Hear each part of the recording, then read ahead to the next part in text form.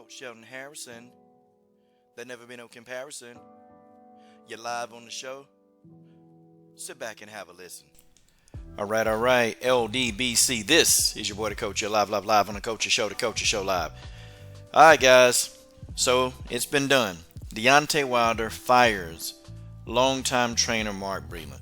Listen, you know that the relationship hadn't been what it was when, Mark Breland threw the towel in when he fought Tyson Fury for the second time. And Deontay Wilder, was kind of feeling some way about that. I'm going to give you the situation, okay? And then I'm going to give you my thoughts on it. And then we're going to just go from there. So, Deontay Wilder, he's going into the biggest fight of his career. The biggest fight of his career. And this fight right here can pretty much make or break Deontay Wilder. I always thought that Deontay Wilder did need to make some changes in his camp. And some people are criticizing Deontay Wilder by saying, well, he fired Mark Breland, but he keeps Jay Deese around. Why would he do that? And that's kind of a question that I have too. Is Jay Deese, he don't have any fight experience. I mean, he's been Deontay Wilder's manager. Okay, and he's served in a training capacity role for, a lot of his fights. And he's also been the head trainer for Deontay Wilder's fights. And I'm sitting here thinking, man, why would he keep this guy around and this guy has no fight experience? Now, I've always said, too, that I thought that Mark Breland was way too passive. I thought he was way too passive. And I always said that I thought Deontay Wilder needs a trainer who can actually be aggressive. He needs an aggressive trainer, but also he needs a trainer that's going to give direction and not take direction. And I kind of felt like that Deontay Wilder, in many points in many training camps, I felt like Deontay Wilder would kind of dictate what he wanted to work on and when he wanted to do it. And, it's just a couple things, man. Like, one thing that the champ that, I've always kind of criticized, I said, I wonder why the champ don't really, like he said, he just don't do road work like that. Now, he does his sprints. He conditions, okay? And Deontay Wilder normally really is in good shape when he comes into a fight. But I've always wondered, why don't he do road work? I've always tried to understand that. And, with Mark Breland being, an Olympian and Mark Breland being deep in the game, Mark Breland did road work when he was fighting, okay? He did lots of it. But, Deontay Wilder kind of don't want to do road work, okay? See, a trainer, an aggressive trainer, they're going to say, this is what you do. And if you don't want to do that, then find somebody else, okay? You need to listen to what I say, how I say it, okay? That's just what it is. Like, you can't give a guy like Wilder any options, okay? You got to be aggressive. And Deontay Wilder respects that. He'd be pissed off at you. He'd be real mad. But he would respect an aggressive trainer more. I felt like Deontay Wilder, he does have a lot of love for Breland. Like, I think as a person, he loves Breland. But as a trainer, I feel like Wilder don't really respect Breland. And it is what it is. And Jay Deese is pretty much, he's a yes man, okay? He pretty much do what he told. Deontay Wilder said, don't stop the fight. And Jay Deese, he never thought to stop the fight. He never thought about it. Mark Breland did, okay? Jay Deese is also Deontay Wilder's manager. So, and we don't even know what role Jay Deese is going to serve in Deontay Wilder's training camp. I mean, we just don't know, okay? I mean, I'm pretty sure that, Jay Deese probably won't be the head trainer, or he might be the head trainer. Who knows, okay? I just felt like Breland, he was way too passive for Deontay Wilder. And that sometimes when you have somebody who's passive, and, Breland, he's good at teaching his craft.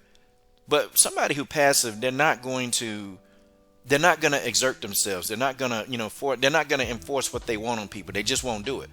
And Breland, has the skill set to show Wilder what he needs, but he don't have the temperament to get the point across. If you guys know what I mean. Okay, Wilder needs a trainer that's going to be in his ass all day, every day. He need one. That's what he need. Jay Deese not it, and Mark Breland not it. Now, I found this kind of interesting, though. Guys, y'all may hate Tyson Fury. I know Tyson Fury, the glove cheat, all of that. Boy, I know y'all hate this guy. Tyson Fury is a genius. Tyson Fury said, look, if Deontay Wilder can't use you, I want to hire you. If Mark Breland goes over to Team Fury, It's not going to be for what he knows. It's going to be for what he can teach Fury on how to deal with Wilder. Okay, and you know, and some people say, well, if Mark Breland doing that, then you know he a sellout. If Mark Breland doing that, oh, he's a sellout. Well, I mean, listen, we can flip the shoe on the other foot. We can legit flip the shoe on the other foot. If Mark Breland do go to Tyson Fury and y'all call him a sellout, then I mean, I don't know what y'all gonna call the champ. So please, don't bring up any. Don't come on my channel saying that if Breland go to Fury, he's a sellout, because you know Deontay Wilder keeping JDs. I mean, how do you explain that? Okay, but my point in the video is that Deontay Wilder needs a change. Okay, he needs a change, and Deontay Wilder is talent. Even at 34, Deontay Wilder still got so much more that he can bring to the table. The man is an athletic freak of nature. Okay, and I think Deontay Wilder do have the physical gifts to defeat Tyson Fury. I just think he needs somebody in there who's very consistent. Okay. Who's very just, you know, OCD. Like every little thing that he do wrong, they tweaking it. They trying to make this man a perfect, like a killer in the ring. That's what Deontay Wilder needs. He needs that. He don't need people telling him what he want to hear. Okay, the champ don't need that. Okay, like I'm rolling hard with Deontay Wilder. I want Deontay Wilder to do this. I hope Mark Breland don't go over there. I hope he don't, because that could be bad news. And you know that Tyson Fury, he's going to do everything he can to get Mark Breland there. And you know Tyson Fury going to offer Mark Breland a whole lot of money. He is. He's going to ask, you know, Breland, hey, he's going to say, what's that big Dasa paying you? What's the big Dasa paying you? I'll double what the Dasa's paying you. And you know, that's how Tyson Fury get down. Okay? That's how you get down. But you got to say, guys, it's smart. It's smart, man. It's real smart business. Now, on the flip side, if I'm Deontay Wilder, if I am Deontay Wilder, I'm going to reach out to Ben Davies. See, if they want to play that card, if I'm Deontay Wilder, I'm reaching out to Ben Davies. Okay? I probably would have been done it. Like, hey, Ben, look, man, what Fury paying you? I'll pay you. I'll pay you as much. Hey, I'll double, triple what he paying you to this day! To this day! Hey, that's what Deontay Wilder need to do. Okay, because two can play that game. But Deontay Wilder, he's been very quiet, okay? And I think that's a good thing. You know, people, they can't let Wilder, they can't leave him alone, man. You know, like, they want the man to be quiet. Now the man is quiet, they talking about him. Okay? They wanted Deontay Wilder. You know, where's your video about George Floyd, Deontay Wilder? Where's that video? He makes a video, then they criticize him saying that, well, he doing it for publicity. So Deontay Wilder, he's damned if he do and damned if he don't. But I tell y'all, whoever his new trainer is, okay, it's going to be somebody that he believes in. And it's going to be somebody who can teach him what he needs to know. And that's for sure. You know, and I'm so sick of these people, man. So Deontay Wilder loses a fight and people are saying, oh, well, he's a bum, he's finished. You know, that's why boxing is the way it is, you know. Because these fighters, they really, truly want to fight everybody, but they just don't want to take a loss because, you know, they feel like they may lose fans, sponsorship, and all of the above. But I don't really condemn Wilder for making a change.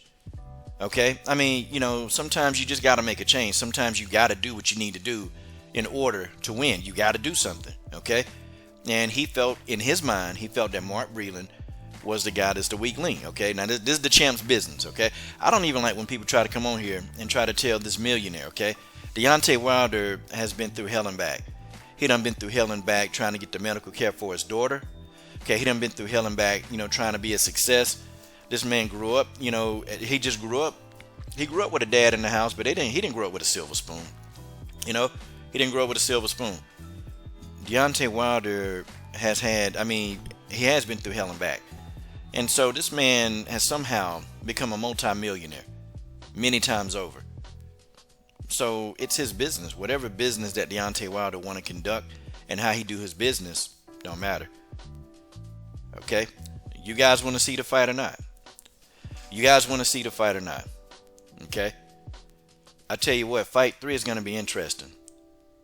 Because I wonder what Wilder's going to be like when he comes out of his solitude. Because we saw like images of Wilder. Man, he was ripped. You know? So something is going on in Camp Deontay Wilder.